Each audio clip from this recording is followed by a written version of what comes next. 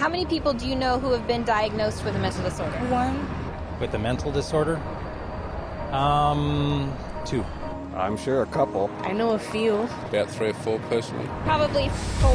Half a dozen? I'll say about 9. At least a dozen. I'll bet I could count 15. 20 that I personally know. My oldest son is diagnosed. My mother was diagnosed. Kid from my childhood. My friend and ex-boyfriend. Just my grandfather and cousins. A friend of mine, friends. A sister, my neighbors. 2 friends. A girlfriend. A niece. 1 friend. My mother. All my friends, everybody I know.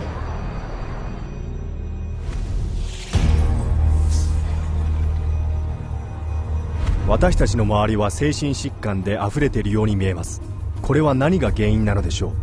精神科医です。彼らの診断統計マニュアルによって地球上にいる誰にでも精神疾患のレッテルを貼ることが可能なのです。 Psychiatrists, I believe, they look at every human being and they divide humans into 2 classes: clients and potential clients. We see this no more prevalent in any field than in the field of the mental disorders, where one disease after another is invented and then popularized and the public is made to worry about it. It's a disease mongering. It's the selling of sickness. You know, sometimes it's a drug in search of a market, and it's giving public awareness to minor conditions with the ultimate goal is to sell more medications. It's not caring for people. When you run out of symptoms, you don't have any more clientele to market to. So you have to invent disease. And with psychiatric medications, you can invent diseases all day long. Look at human variation. Everyday things like shyness, sadness, or even situational depressions like grieving, postpartum depression, they all become studied and prescriptions start to get written for these drugs. Before these drugs were introduced in the market, people who had these conditions would not have been given any drug at all. And so it is the branding of a disease, and it is the branding of a drug for the treatment of a disease that did not exist before the industry made the disease. 例えば人見知りは日常生活ではよくあることですが、精神科医らの投票により社交不安障害という名称で彼らの診断統計マニュアルに加えられました。 You know, people are nervous. Well, they come up with, say, social anxiety disorder. SAD, they'll call it SAD. And the connotation is that everybody ought to be happy and that here's a drug that can make you happy. So that a common occurrence, which is every now and again everybody's sad, we ought to be treating with a drug.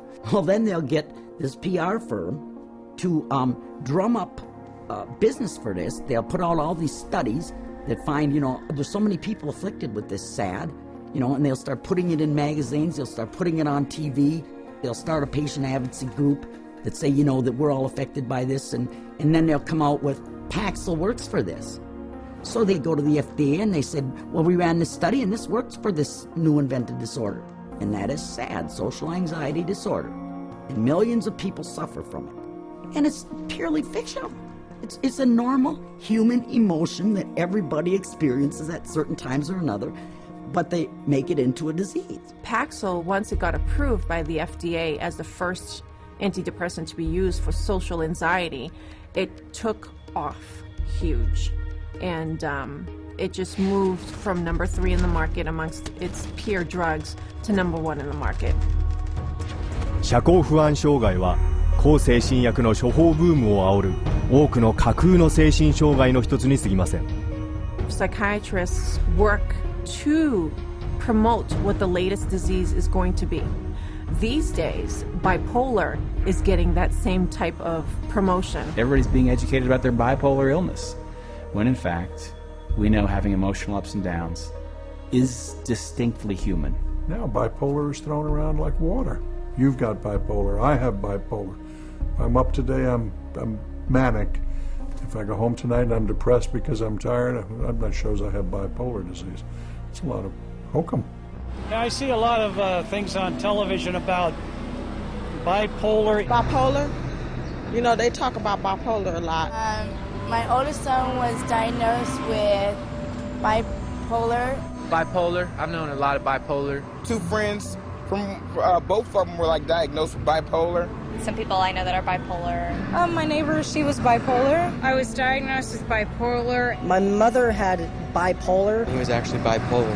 Schizophrenic bipolar. Bipolar and obsessive compulsive. Bipolar and ADHD. Bipolar disorder. Bipolar, yeah. Bipolar situation. Bipolar. Bipolar. Bipolar. Bipolar. Bipolar. There's 3 personality disorders, and then the most recent is bipolar.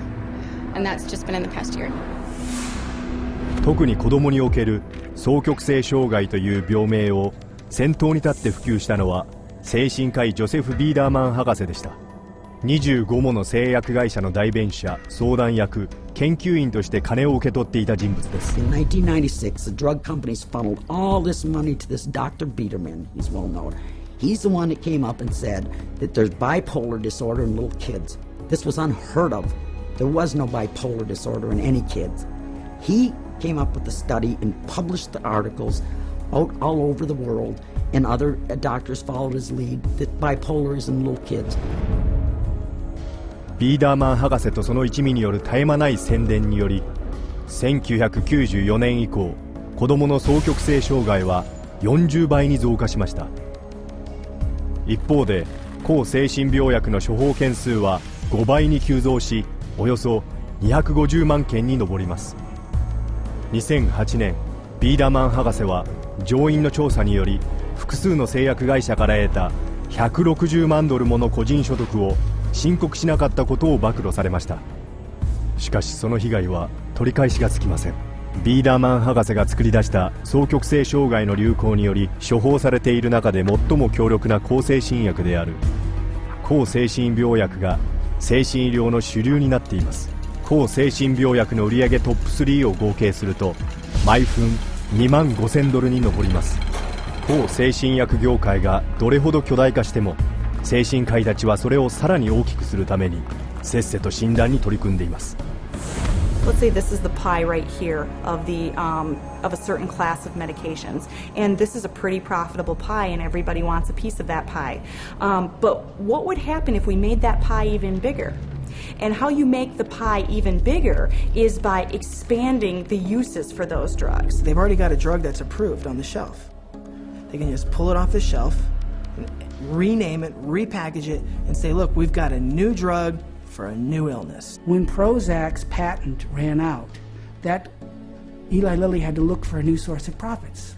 So all they did was change the name of the drug from Prozac to Serafem, change the color of the pill from green to pink, and marketed it for PMDD, which was newly introduced into this book. What it tells us is that if you can come up with a label, a diagnostic label for a drug, then you can sell it like hotcakes. It's a business model, and it's $1 billion business model, and it works, and it's going to keep continuing.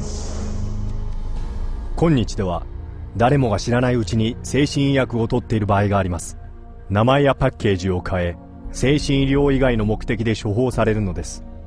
禁煙のための薬として処方される財盤は、実はウェルブトリンという抗うつ剤です。うつや不安のための精神医薬、シンバルタは現在尿失禁のための薬エントリーブとして売り出されています。精神医療の研究者たちは抗精神薬を実にさまざまな症状に関して実験しています。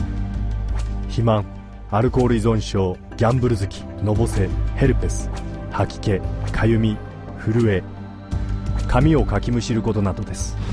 それはあらゆる病気に使われる薬です。そして精神薬の危険性を知らされている人はほとんどいません。